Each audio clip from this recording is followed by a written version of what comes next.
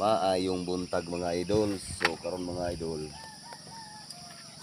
nanggot na punta mga idol. Morning. Wao na to ang tuba mga idol.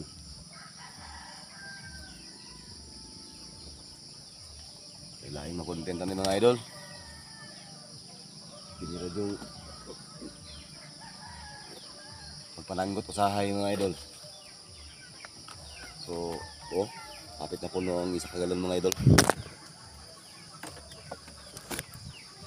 Tumbang mga idol, sorry kayo mga idol. Okay, wak day kameraman ani mga idol. Muntik nang malaglag yung aking cellphone mga idol.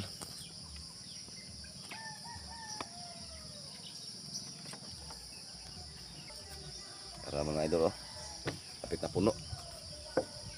Ito na niya siyang isulot sa sudanan sa pikas.